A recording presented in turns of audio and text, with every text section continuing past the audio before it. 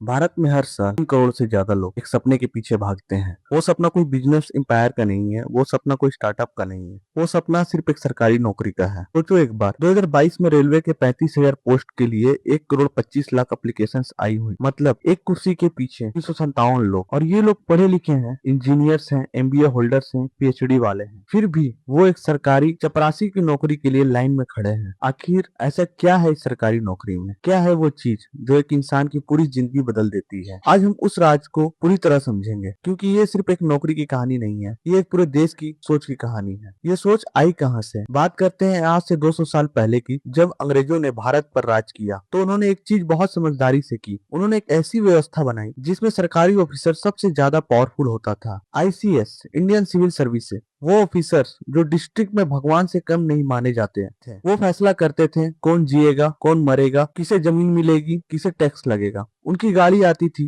तो लोग रास्ते से हट जाते थे। उनका एक इशारा पूरी जिंदगी बदल सकता था। 1947 में अंग्रेज चले गए, लेकिन वो सोच वो नहीं गई। हमने आजादी तो ले ली, लेकिन ऑफिसर का दौर भी वही था। कलेक्टर साहब आज भी साहब हैं, तहसीलदार आज भी हुजूर हैं। एक ऐसा साइकोलॉजिकल इनहेरिटेंस है जो हमारी नस्लों के अंदर घुस गया है। एक इंडियन बाप अपने बेटे को कहता है, बेटा कुछ भी हो जा, आईएएस बन जा। आईएएस नहीं तो आईपीएस, आईपीएस नहीं तो एसएससी, एसएससी नहीं तो कुछ भी, लेकिन सरकारी नौकरी होना चाहिए। ये छोटी सी बात नहीं है, एक पूरी जनरेशन का ड्रीम है। और इस ड्रीम की नींव अंग्रेजी राज ने रखी थी। लेकिन सिर्फ इतिहास की बात करते तो आज का इंडिया अलग होता। सोचो, आज के जमाने में तो प्राइवेट कंपनीज है, स्टार्टअप है, डॉलर में सैलरी है, फिर भी ये सरकारी नौकरी का जादू खत्म क्यों नहीं हुआ? इसका जवाब मिलेगा जब हम समझेंगे उस चीज को जो कोई भी ओपनली नहीं कहता, लेकिन सब जानते हैं। सरकारी नौकरी में असली अट्रैक्शन क्या है? लोग कहते हैं जॉब सिक्योरिटी, लेकिन ये सिर्फ दो वर्ड्स नहीं है, ये दो वर्ड्स एक पूरी दुनिया रिप्रेजेंट करते हैं। 2020 में कोविड आया, लाखों लोग एक दिन में जॉबलेस हो गए।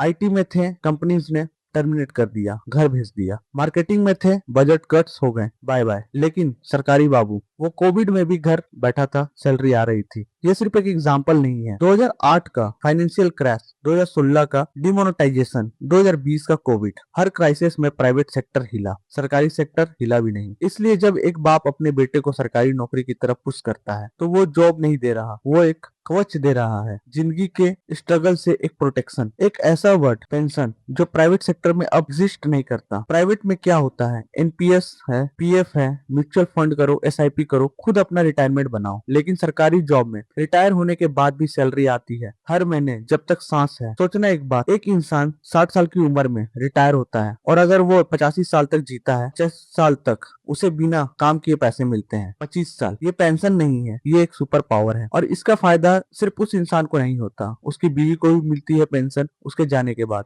एक सरकारी बाबू की फैमिली जनरेशन तक सिक्योर रहती है, कोई प्राइवेट जॉब ये नहीं दे सका। 3 नंबर्स याद रखो, एक पैसा, 2 सिक्योरिटी, 3 इज्जत, और 3 नंबर सबसे ज्यादा इंपॉर्टेंट है। इंडिया में एक कलेक्टर साहब का नाम सुन के लोग खड़े हो जाते हैं। एक तहसीलदार के ऑफिस में घुसने से पहले लोग अपना कॉलर ठीक करते हैं। एक सरकारी डॉक्टर के घर की बेटी की शादी आसानी से हो जाती है, क्योंकि यहाँ रिश्ते भी जो देख के बनते हैं। हमारा समाज आज भी सरकारी नौकरी वालों को एक अलग दृष्टि से देखता है। वो सेटल्ड है, वो सेफ है, उसकी जिंदगी सेट है। ये इज्जत कोई प्राइवेट कंपनी नहीं दे सकती, चाहे गूगल में काम करो, चाहे अमेजोन में। गांव वालों के लिए अभी भी तुम सिर्फ कुछ करते हो किसी कंपनी में, लेकिन सरकारी बाबू वो तो साहब है। अब आते हैं उस हिस्से पर जिसे कोई नहीं दिखाता, वो हिस्सा जो ग्लैमरस नहीं है, वो हिस्सा जो पेनफुल है। एक लड़का है, अपने हिसाब से तुम उसका नाम रख लो, छोटे शहर से है, बाप खेत में काम करते हैं, पैसा कम है, सपने बड़े हैं। 12th के बाद वो इलाहाबाद आता है, या पटना या जयपुर, कोचिंग ज्वाइन करता है, सुबह 5 बजे उठता है, रात 12 बजे सोता है। एक कमरे में 3 लोग रहते हैं, खाना जो मिलता है वो खा ले। घर वाले बोल रहे हैं जल्दी करो बेटा, बहुत खर्चा हो रहा है। वो बोल रहा है बस एक और साल, 1 साल, 2 साल, 3 साल, 5 साल। वो 22 का था जब आया था, अब 27 का है। एग्जाम देता है, कट ऑफ से 2 नंबर नीचे रह जाता है। एग्जाम देता है, मेडिकल में फेल हो जाता है। एग्जाम देता है, एज लिमिट क्रॉस हो जाती है, और फिर एक दिन वो घर वापस आ जाता है खाली हाथ। और घर वाले पूछते हैं अब क्या करोगे? उसके पास कोई जवाब नहीं होता। ये एक लड़के की कहानी नहीं है, ये लाखों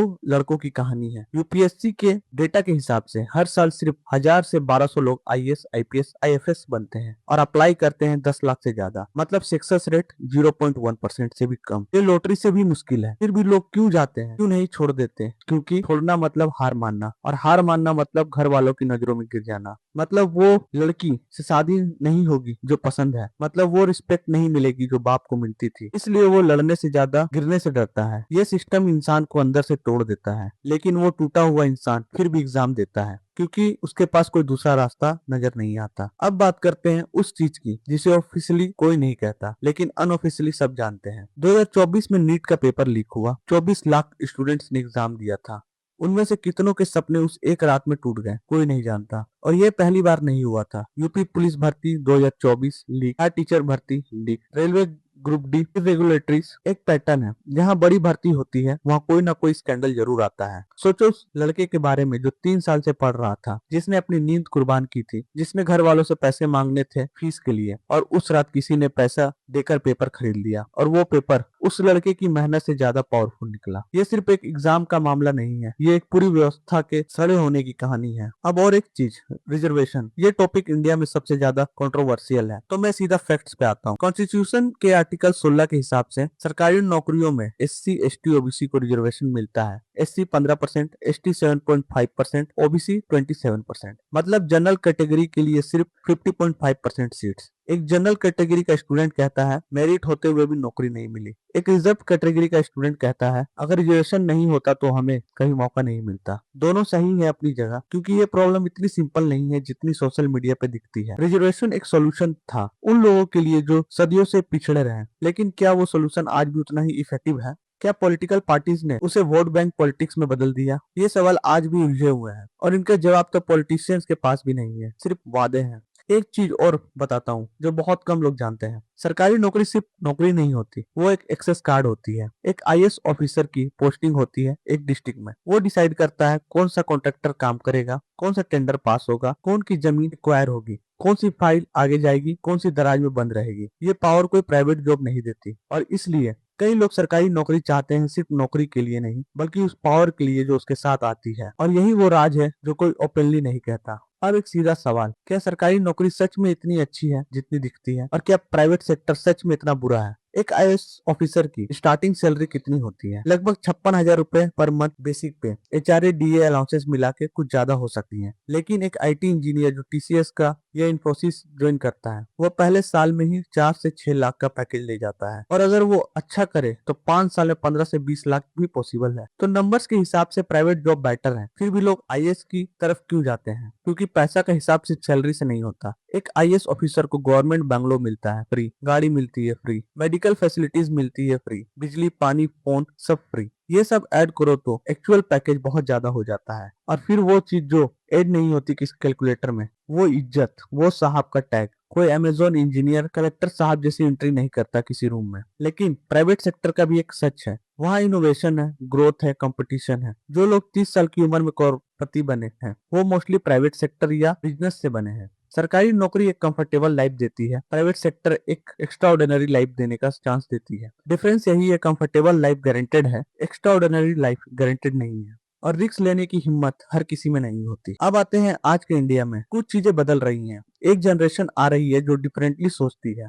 यूट्यूब क्रिएटर्स जो महीने में 50 लाख कमाते हैं, स्टार्टअप फाउंडर हैं जो 25 की उम्र में फंडिंग ले रहे हैं, फ्रीलांसर्स हैं जो घर से काम करके डॉलर्स में कमाते हैं। ये लोग सरकारी नौकरी नहीं चाहते, उन्हें इंडिपेंडेंस चाहिए, फ्लेक्सिबिलिटी चाहिए। और ये एक साइन है कि सोच बदल रही है। लेकिन ये बदलाव सिर्फ सिटीज में है। छोटे शहरों में, गाँव में अभी भी वही सपना है, अभी भी वही कलेक्टर साहब वाली इमेज है। अभी भी बाप अपने बेटे को यही कहता है सरकारी जॉब पकड़ लो। तो आखिर ये सपना कब खत्म होगा? शायद तब जब प्राइवेट सेक्टर ज्यादा स्टेबल हो जाएगा, शायद तब जब पेपर लीक्स बंद हो जाएंगे, शायद तब जब एक सरकारी बाबू की इज्जत एक बिजनेसमैन की इज्जत बराबर हो जाएगी। लेकिन फिलहाल ये सपना जिंदा है, 3 करोड़ एप्लीकेशंस के साथ जिंदा है, 357 लोगों का एक कुर्सी के लिए इंतजार जिंदा है। और शायद यही भारत की असली कहानी है। ये देश सपने देखना नहीं छोड़ता, चाहे वो सपना कितना भी मुश्किल क्यों ना हो, चाहे कट ऑफ कितने भी ऊपर क्यों ना जाए, चाहे उम्र की सीमा क्यों ना आए। ये लोग रुकेंगे नहीं, क्योंकि उन्हें पता है एक बार अगर वो कुर्सी मिल गई तो पूरी जिंदगी बदल जाएगी। भारत में सरकारी नौकरी सिर्फ एक जॉब नहीं, ये एक सर्वाइवल स्ट्रेटेजी है। ये लेगेसी है एक बाप और एक सपना है जो खत्म होने का नाम नहीं लेता। और ये डॉक्यूमेंट्री यहीं पे खत्म होती है। अगर वीडियो आपको पसंद आई तो वीडियो को लाइक जरूर करना, कमेंट जरूर करना अपनी राय, और वीडियो को शेयर भी जरूर करना, और चैनल को सब्सक्राइब। Thank you.